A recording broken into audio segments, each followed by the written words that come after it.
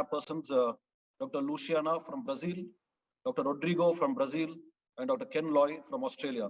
I request the chairpersons to please go ahead with the proceedings. Hello, everyone. Good morning from Brazil. Hello, Luciana. Hello, Ken Loy. Nice good evening from Sydney. Yeah. Thanks, Ramana, for the invitation. This is really amazing. Hello. You're the man. Hey, Lu. Hello.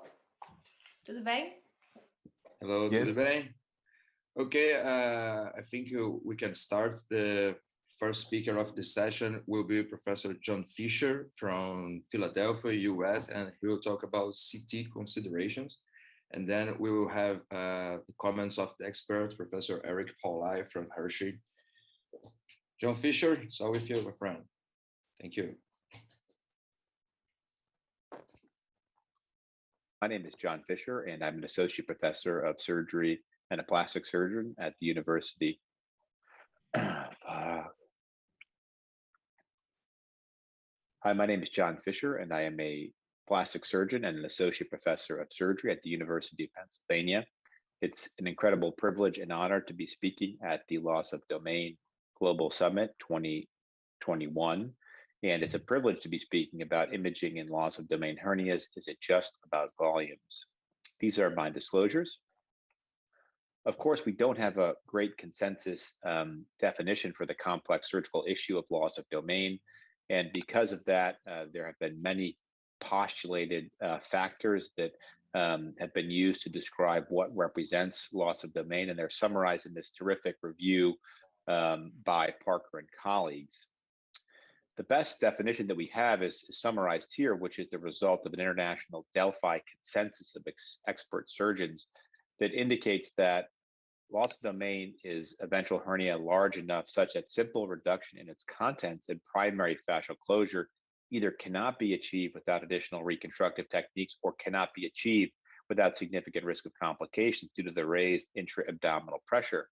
I think that this definition really does an excellent job capturing the important concepts related to why the measurement and quantification of features in loss of domain is so important, because the need for reconstructive techniques and also the risk of complications really, I think, surrounds the issue of loss of domain, because the question boils down to, can we successfully close them, improve quality of life, and avoid significant morbidity? And we'll talk through some of the pathophysiology of incisional hernia and why it's a lot to do with volume, but not just about volume.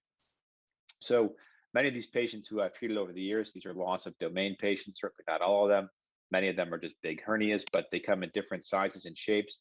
And what's really important, I think, is there's a lot of differences across these defects with respect to the size of the hernia sac and the contents, the structural characteristics of the abdominal wall, the amount of abdominal wall retraction and fibrosis and stiffness. So it's not a one size fits all for repair, and it's probably not a one size fits all for really what clinically matters with respect to hernia, because I've had great success in compliant abdominal walls with massive loss of domain.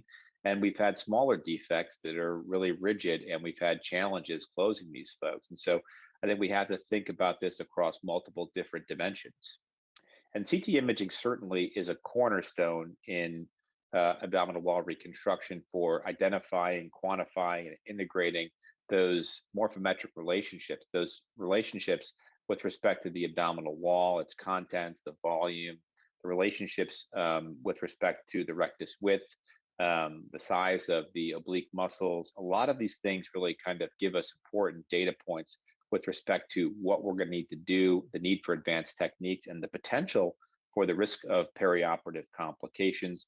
And here's 4 different patients with different disease states, all with some form of loss of domain. And so we'll kind of talk through each of these types of scenarios where we have big defects but compliant abdominal walls, moderate sized defects with other unique challenging factors, including intra-abdominal obesity and how that factors in, as well as fibrosed abdominal walls.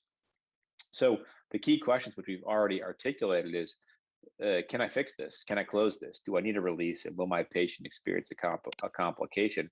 And imaging, as we're going to see, can really help answer some of these questions. And we've got some great emerging literature on this topic that really, I think, has been driven by the need to understand loss of domain outcomes for patients. So quantitative volumetric image-based thresholds for clinically significant loss of domain really focus around that 20% number. And again, there's lots of different types of definitions that we'll talk about, Tanaka versus Saba definitions. And then we'll talk about different approaches for measurement, linear measurement versus computational cross-sectional surface area measurements, even three-dimensional reconstructions. Then we'll go all the way back to kind of simplified linear measurement tools that have great applications in practice. But the consensus seems to be around 20% based upon the literature. What does that mean? We got to talk about an important set of definitions. This is the classic article on peritoneal volume is predictive of tension-free fascial closure, Saba and colleagues. TPV, total peritoneal volume, abdominal compartment volume, and hernia sac volume. When we talk about the Tanaka method, we're talking traditionally about linear measurements of the hernia sac and the abdominal cavity, and then computing using a simple formula the relationships. The Saba method is a computational method that volumetrically characterizes the hernia sac volume relative to the total peritoneal volume.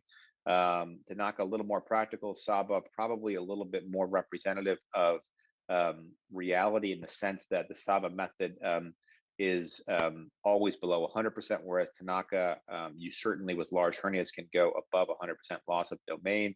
And so I think that we have to just recognize the two definitions here, but also we'll talk about some of the computational aspects that kind of play into these kind of calculations and these equations.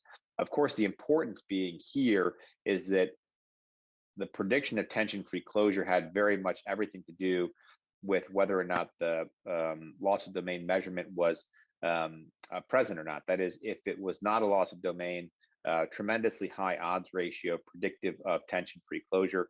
The converse being, if there's significant loss of domain, more than 20%, hernia sac volume over total peritoneal volume, lower probability of tension-free closure. And again, I think that that's really what's important. The two methods we just discussed, I went through this. Tanaka, typically based on linear measurements and an ellipsoid formula, and typically measuring that hernia volume over the abdominal content volume. Saba is based upon areas, slice by slice, software determined, a little more labor intensive, but still nonetheless very, very important and interesting. The literature is emerging with more and more types of approaches. This is an example of a recent article published in Hernia from 2020, a terrific article by Martra and colleagues showing the use of three-dimensional computational software analysis that calculates intraperitoneal volume and intrahernia volumes. Can be done by the surgeon alone, doesn't necessitate slice by slice counting. I think very, very interesting for potential applications in practice.